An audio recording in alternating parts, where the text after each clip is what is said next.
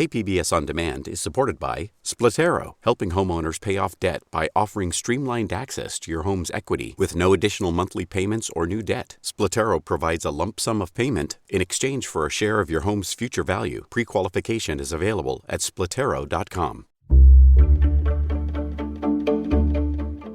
Good morning, I'm Annika Colbert. It's Monday, November 29th, where San Diego police use force. More on that next, but first, let's do the headlines.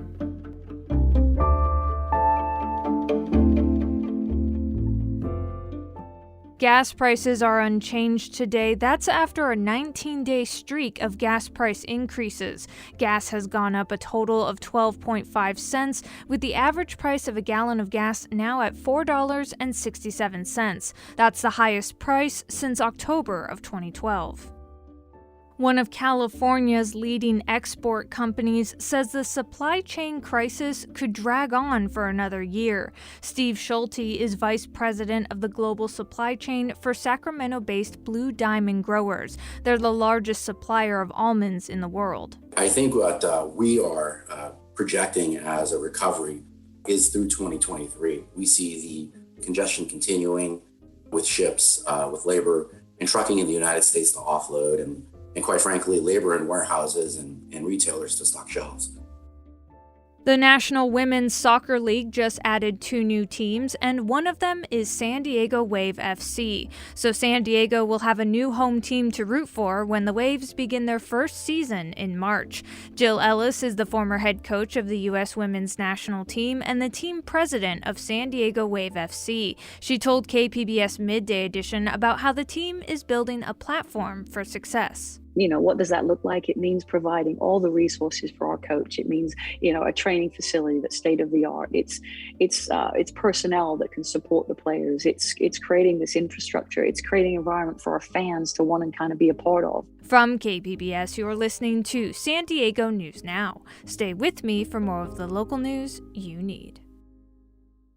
KPBS On Demand is supported by UC San Diego's Art Power, presenting cellist Joshua Roman, performing from his album Immunity, alongside music by J.S. Bach and more. Sunday, June 22nd at UC San Diego's Epstein Family Amphitheater. Reserve your tickets at artpower.ucsd.edu.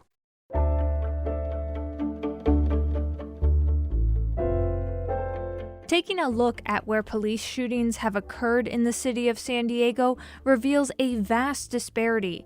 Far more shootings happened south of Interstate 8 in communities where Black and Latino people live. KPBS investigative reporter Claire Tregeser gives us a closer look. And a warning, this story contains graphic descriptions. In February 2014, San Diego Police Department officer Cristel Miranda was serving a search warrant at Henry Luis Gonzalez's home. She saw him pull out what she thought was a shiny object in his waistband, so she shot him 3 times. It turned out to be rings on his fingers. Well, best we can tell, a white t-shirt, black shirt or jacket for the driver. In May 2016, Tongsun Volasen was driving away from a house police said was used by the Oriental Killer Boys gang. San Diego police officers chased him in their squad car and then shot and killed him.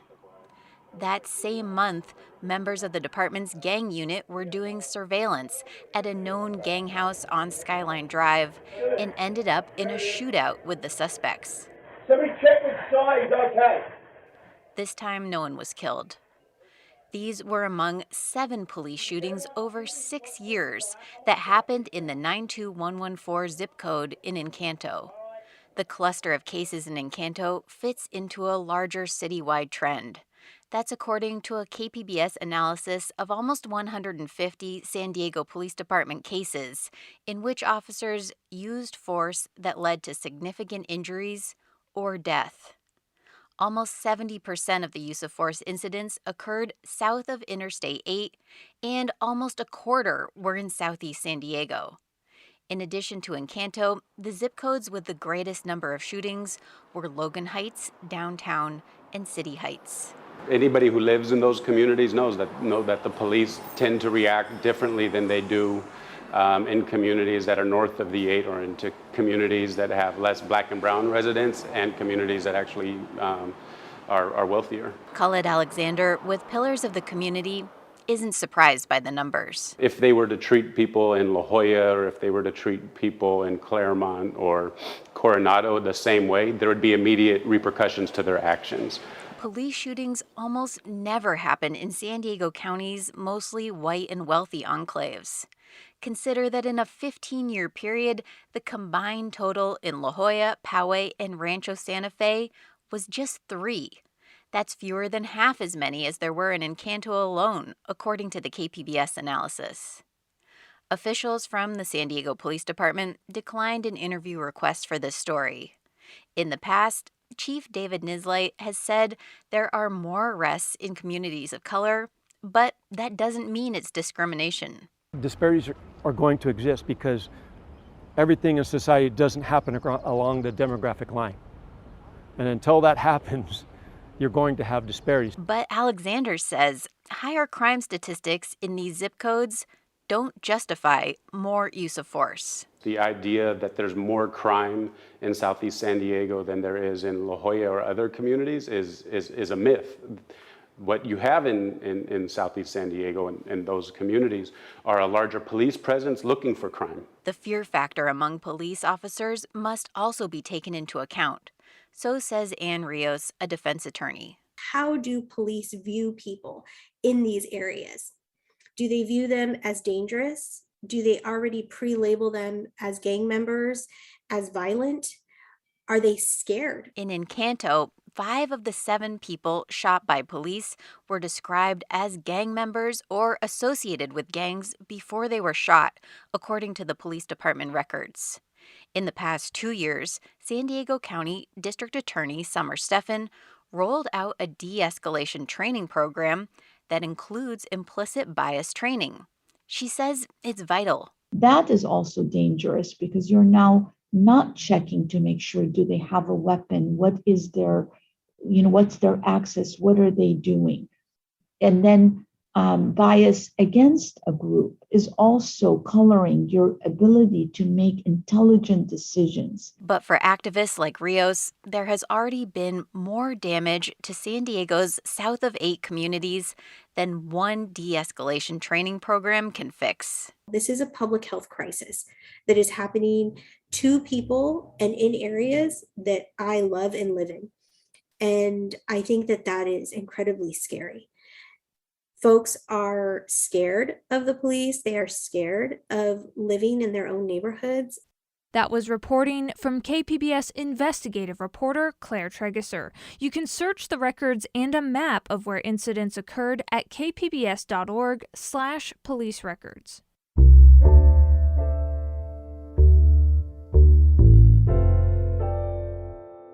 An important COVID-19 vaccination deadline has arrived for eligible students in the San Diego Unified School District. Students 16 years and up must have their first dose by today in order to meet a district mandate. KPBS education reporter MG Perez explains. The San Diego Unified Mandate requires all eligible students 16 years and up to be fully vaccinated by the winter break in December.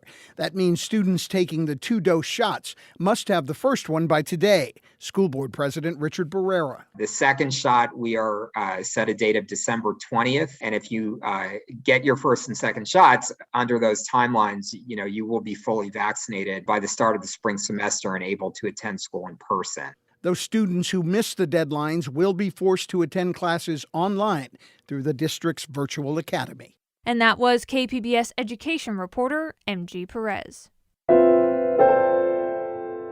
State housing officials are looking for ideas on how to redevelop 2 blocks of blighted property in downtown San Diego. KPBS Metro reporter Andrew Bowen says the goal is to build affordable housing. The state-owned lots just outside Little Italy currently house an aging office building, 2 dilapidated vacant buildings, and parking lots. Earlier this month, the state put out a call to developers interested in building affordable housing and other amenities on the sites. Stephen Russell, head of the nonprofit San Diego Housing Federation, says the large size of the lots makes for endless possibilities that could include childcare or a new park. What they've done is created a laboratory for experimentation. The sector, the affordable housing sector here in town is the most creative set of developers there are because of the challenges we constantly face. The state hopes to select a development team by next May. And that was KPBS Metro reporter Andrew Bowen.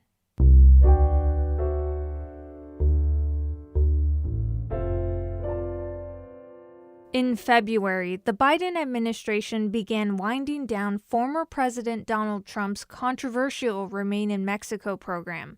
It sent people seeking asylum in this country back to Mexico to wait for months for their day in immigration court in the U.S. But over the summer, a Texas judge ordered government officials to restart the program. Now the Biden administration is preparing to roll it back out in the coming weeks. Reporter Max Rivlin-Nadler tells us that on the San Diego-Tijuana stretch of the border, migrants and their advocates are split about what to do. Chantal is a 23-year-old transgender woman. She has been living in a crowded migrant encampment in Tijuana for a month. Sitting on a wall near her tent, she tells me she fled Honduras 2 years ago after she was kicked out of her home by her father and later beaten on the streets because of her gender identity. She has family in the United States, but that's not why she's trying to get there. Porque incluso tengo familia en Estados Unidos que tampoco no me apoyan porque son muy cristianos. She says they're very religious and won't accept her. In Mexico, she says she was briefly abducted by a gang and has been beaten up on the streets of Tijuana. Está muy difícil esperar aquí en México. She says it's just as dangerous to be waiting in Mexico as it was living in Honduras. She's been trying to enter the United States for months to claim asylum. And each time, she's been turned back because of a U.S. policy known as Title 42 that blocks almost all people from crossing the border during the pandemic. But Chantal is still trying to find a safe way to seek refuge in the U.S. What she might get is the resumption of one of the most dangerous policies of the Trump administration. For over a year before the pandemic, more than 60,000 migrants were placed in Remain in Mexico, officially known as the Migrant Protection Protocols. But the group Human Rights First counted more than 1,500 reports of rape, murder, and other violence against asylum seekers in the program. People are living in conditions that are best described like a prolonged episode of the Hunger Games while trying to fight their case. That's Nicole Ramos. She's a lawyer with Al Otro Lado, one of the few groups that provides legal services to migrants in Tijuana. Waiting in Mexico border cities is not only dangerous, she says, but it makes it almost impossible to find a U.S. lawyer. And less than 1% of migrants actually won their asylum case while enrolled in Remain in Mexico.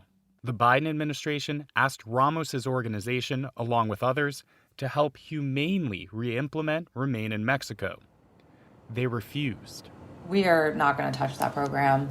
We feel like our resources are better used conducting human rights monitoring and interviews and looking at ways to destroy the program. While the Biden administration agrees it should end, the court order to reinstate it has officials negotiating with the Mexican government to resume the program in the next few weeks. And lawyers in San Diego say they've been told that immigration judges and courtrooms are already prepared. Kate Clark, a lawyer with Jewish Family Service in San Diego, says this leaves legal service providers in a difficult spot. You can't make an inhumane program humane. That's the hard line for us. But once migrants are placed in Remain in Mexico, she says there are a few ways lawyers can try to get them out of the program and into the U.S. to continue their asylum case. Whether in the future we're involved with submitting parole requests, that's sort of for us to consider. At the Casa del Migrante shelter on a hill beside the Tijuana River, Kathy Kruger assists migrants each day. If people are placed in Remain in Mexico, she will provide them with legal assistance because she knows their options are limited. If they still want to do it, you just have to try to facilitate them for a smooth way of doing it. Everything that they went through made them take that decision. At the migrant encampment just feet away from the border wall, Chantal and others feel that time is running out. There are plans to close the camp in the coming weeks. Chantal says she needs to take a step, any step, to begin her asylum claim. Yo digo que si Estados Unidos da asilo, él tiene que hacer como llegar uno hasta allá de pedir asilo. If there is a chance at asylum in the U.S., even a slim one, she has to take it. She shows me a photo on her phone of how she feels most comfortable. Wearing makeup, a long dress, a completely different look. But here, she's in a sweatshirt and jeans, trying to keep a low profile. She knows entering the Remain in Mexico program won't get her out of Tijuana immediately, but it may be the only concrete step she has right now. And that was Max Rivlin Nadler reporting for the California Report in Tijuana. Coming up, the new San Diego County Registrar of Voters was confirmed recently, and not a moment too soon. They'll be overseeing a major transition in how San Diegans vote. That's next, just after the break.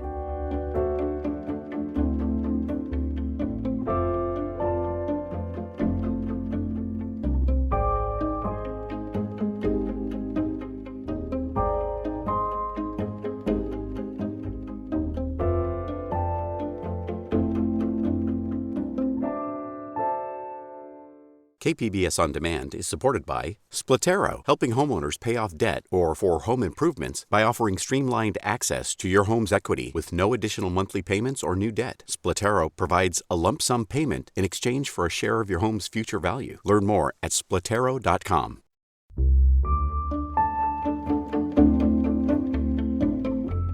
After serving as interim registrar for months, Cynthia Paes has been named San Diego County's new registrar of voters. She replaces longtime registrar Michael Vu, who is now serving as the county's assistant chief administrative officer. Paes takes on the top elections job as the county launches a new system of vote centers to replace neighborhood polling places, giving people more options on how and when they want to cast their ballots. And her term begins as election results are challenged like never before. Cynthia Paes recently spoke with KPBS Midday Edition host Maureen Cavanaugh. Here's that interview. Now, I know you've been working on county elections in the registrar's office for several years. How do you think that prepared you to become registrar? So fortunately, I'm stepping into a role within a county that has administered successful, open, fair elections for a long time. So I'm coming from a history of successful elections to continue in that same vein.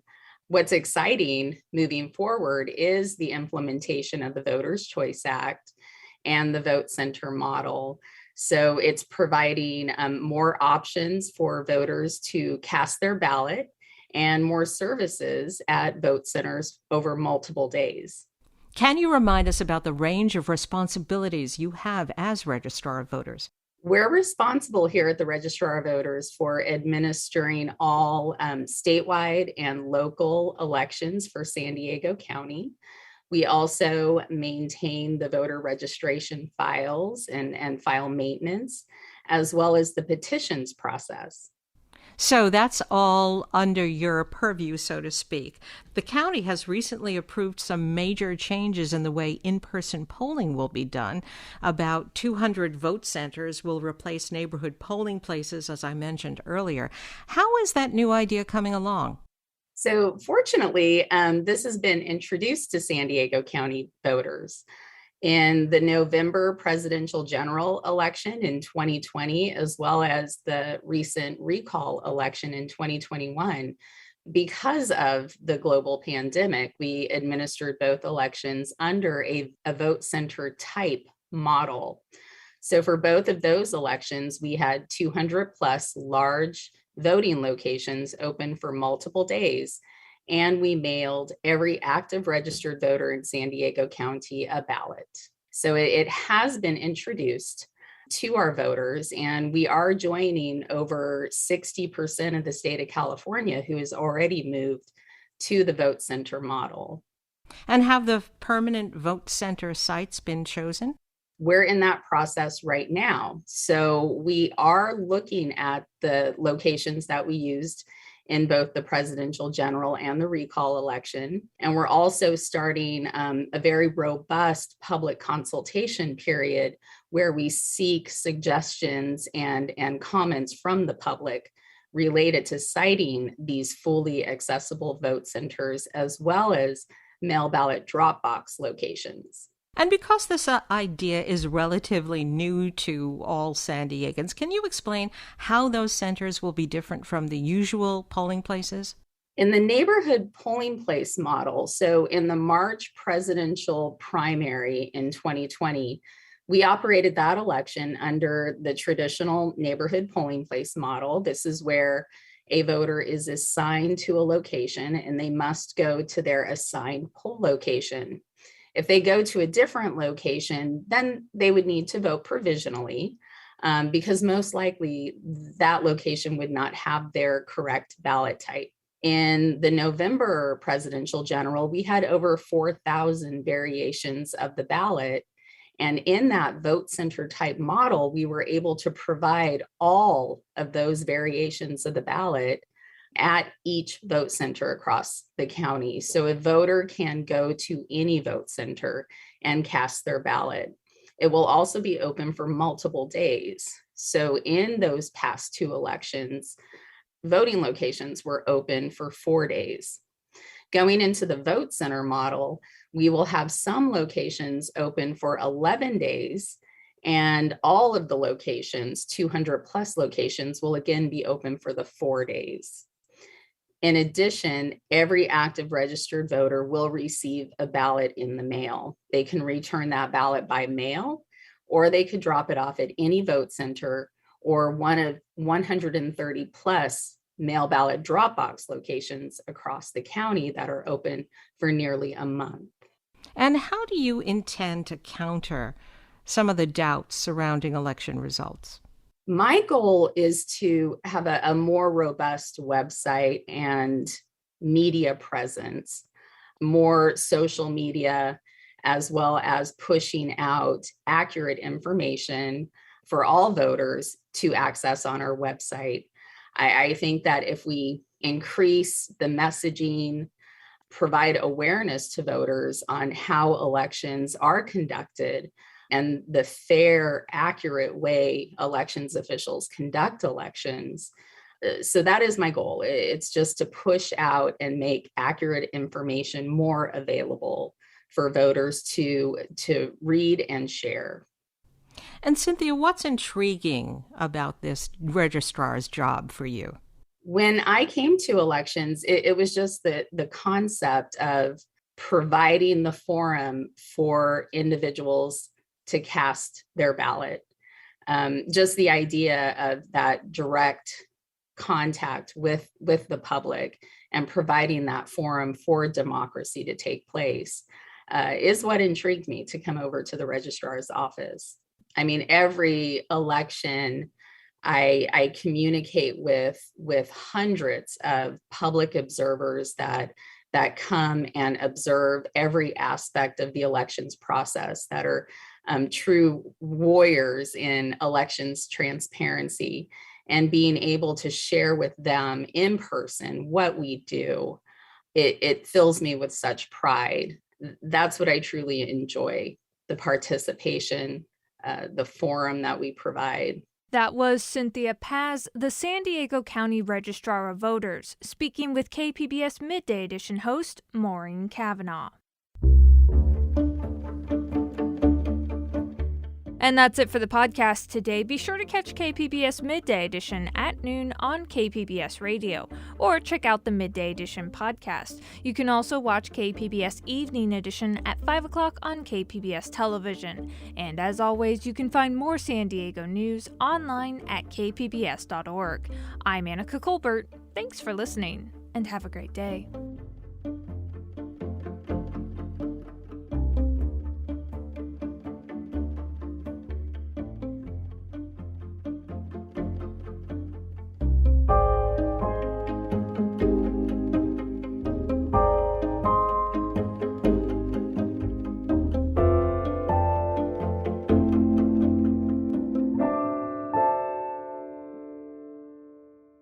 KPBS On Demand is supported by UC San Diego's Art Power, presenting cellist Joshua Roman, performing from his album Immunity, alongside music by J.S. Bach and more, Sunday, June 22nd at UC San Diego's Epstein Family Amphitheater. Reserve your tickets at artpower.ucsd.edu.